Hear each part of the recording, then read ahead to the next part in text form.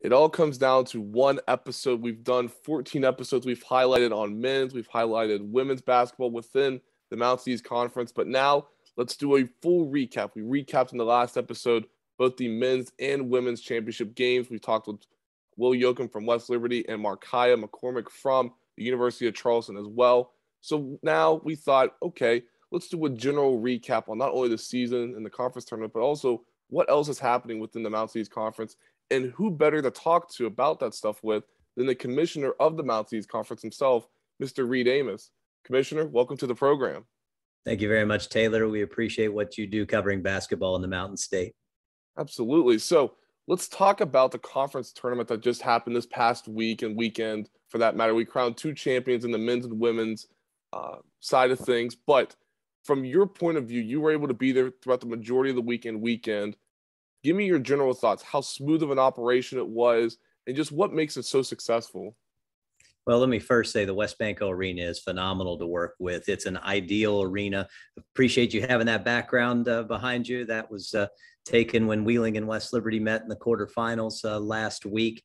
Westbanco Arena is very excited about having us in Wheeling, as is their local organizing committee. And that's the kind of partnership that you're looking for. From a basketball standpoint, we're the only game in town in Wheeling. And so the local community has certainly embraced it. When you bring an event to a community, you expect that there are estimates with regard to what the economic impact of an event is. And then a promoter of any event is hoping to make a percentage in comparison to what that dollar figure is from an economic impact standpoint. And we've actually hit a standard working with the local organizing committee in Wheeling, where we are seeing the kind of return that we should expect on an event that has an approximated $3 million of economic impact to the Ohio Valley. And so local sponsors have gotten on board, which provides us with support to put on an even better event.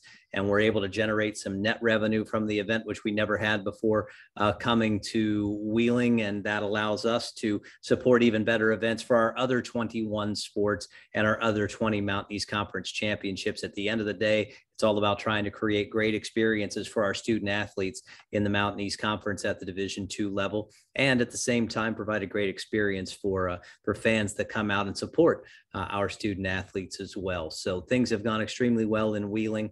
And we are thrilled to have announced last week that we're extending our partnership with the city of Wheeling, the local organizing committee, led by our title sponsor, the Health Plan, based in Wheeling, just blocks away from Westbanco Arena, that will take us through the 2025 championship.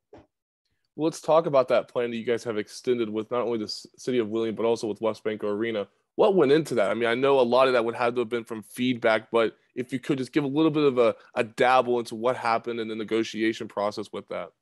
Well, at the major college level, say in the Big 12, you're dealing with millions and millions and millions of dollars in any one of those circumstances. In our case, we're simply trying to make enough of a profit, as well as utilize resources that are being provided to us to, again, provide those great experiences.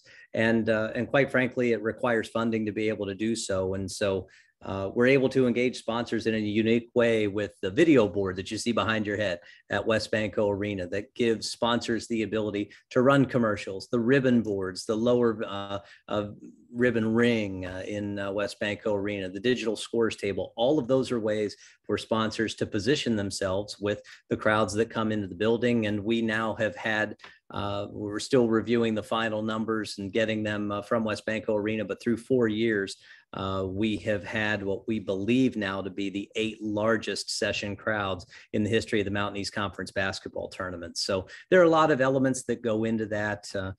We think that having the only basketball tournament that's in Wheeling at Westbanco Arena goes a long way to assuring that kind of engagement. When you have multiple events over multiple weeks, that certainly can water down interest in an event. So being the lone game in town, as I like to put it, certainly has a lot of positive benefit, but more important than anything else has been the local community's willingness to step up and provide sponsorship support, not just from a financial support standpoint, they get involved. They come out there in our VIP area. They're engaging with our board. They're engaging with the leadership in our athletic departments from our institutions. So it's just been a tremendous experience through 4 years, and we look forward to what the next 3 years will bring. Those partnerships, again, led by the health plan, the city of Wheeling, the Ohio County Commission, the Wheeling CVB.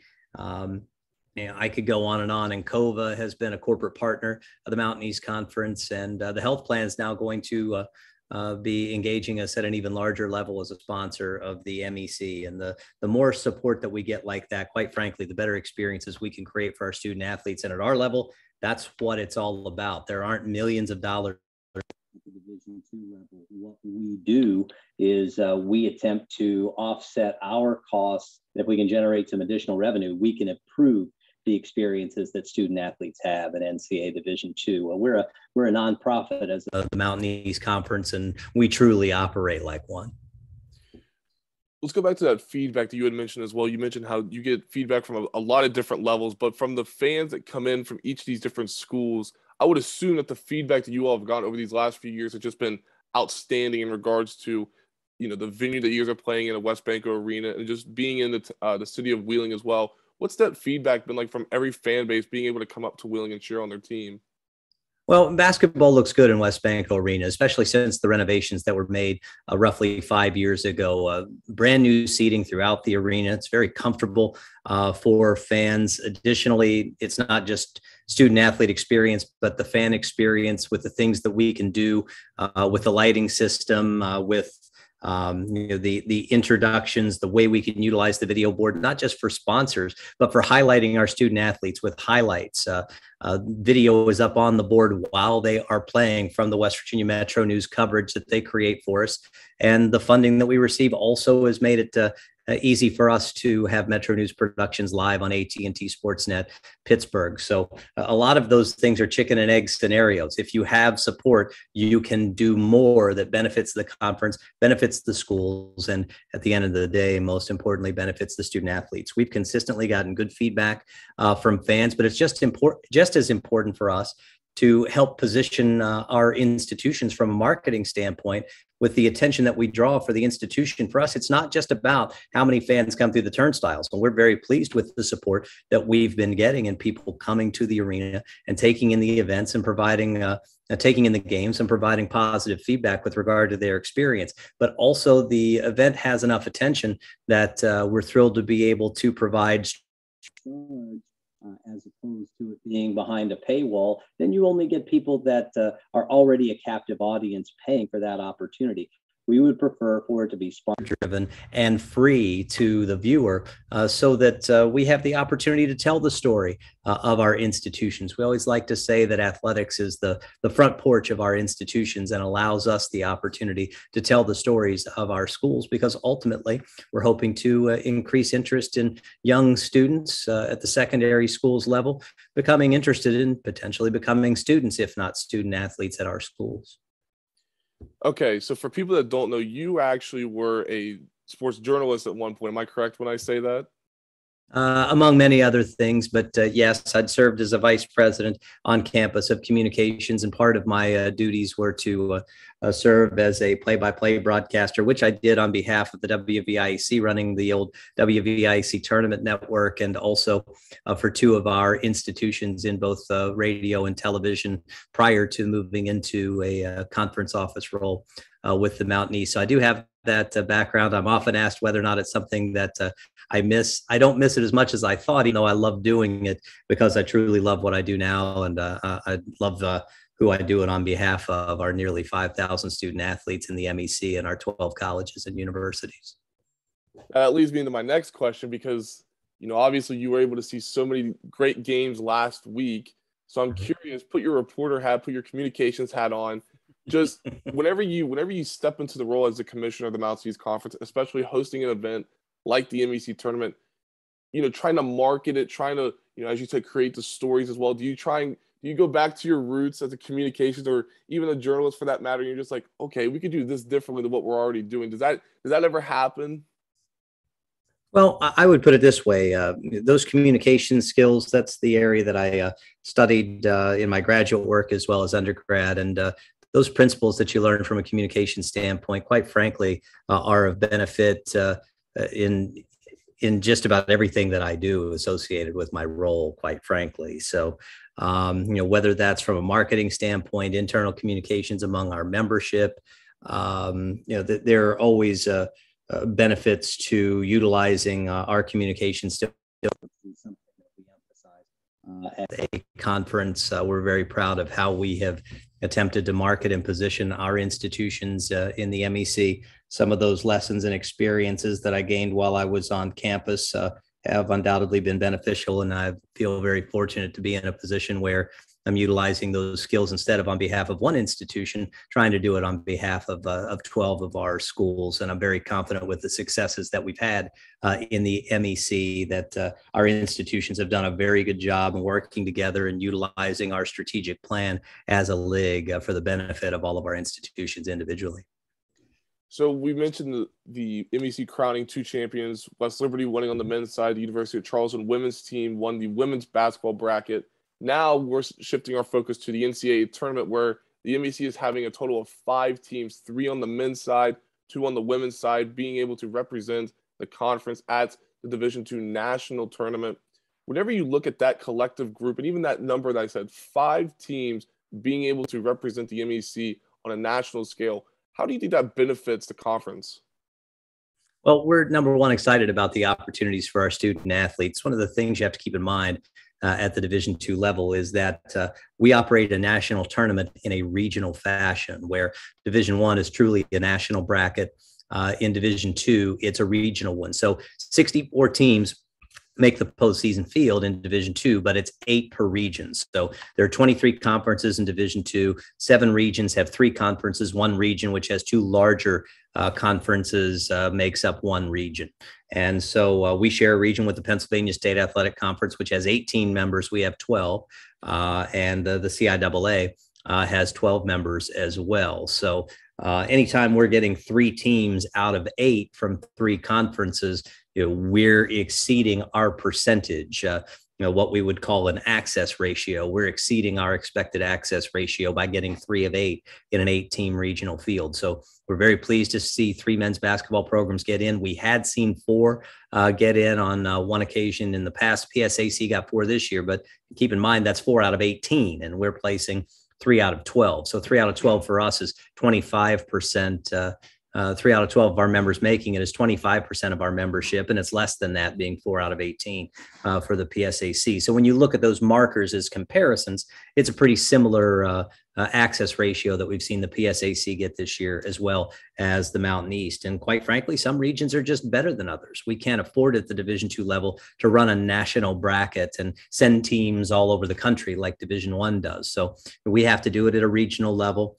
And so sometimes when you've got a particularly strong region, a very good team that might have made it had they played in another region doesn't necessarily get in. And the Atlantic region has historically been among the strongest regions in the country, including 3 different programs that have reached the national championship game over the last 9 years. Well, thank you for that clarification. That is a mistake on my part, but thank you for the clarification on that. But a couple more. I keep telling people this, and it's just how unique, how different the Mountain East Conference is, just in a variety of ways, especially in men's and women's basketball, because it seems like there's always a core group of teams that are always successful. But I'm curious. I always ask student athletes and coaches within the MEC this question, but I'm curious because I don't think I've ever heard your answer before. But obviously, you're going to be a little bit biased, which is fine. But when you look at this conference from top to bottom and how successful this conference is able to be each and every year, regardless of the sport, what makes this conference so special and so different than other conferences across the nation? Well, our vision from the beginning, and we have some peers that have approached things similarly, but from the beginning, when the conference was formed in 2013, the idea was that we were going to partner institutions with similar budgets, similar goals, similar enrollments, similar capacities to compete, and similar sports offerings. When you have that, it creates a very competitive league. What you want to see in as many sports as possible within a conference at any level is that you want there to be as much competitiveness among one another as possible. I would call the high water mark, if we focus on men's basketball for the moment, I'll talk about other sports after that. But in men's basketball in the 2016 season, we had 3 of the top 5 teams in the country the last week of the regular season. If I remember correctly at the time, I believe that West Liberty was number 1, I believe. Fairmont State was, I believe, number 2, and Wheeling Jesuit at the time was number 5. I may be off 1 or so on one of those, but those 3 teams were all in the top 5. And interestingly, conference tournament week came a week later, and the championship game didn't involve any of those top 5 teams in the country.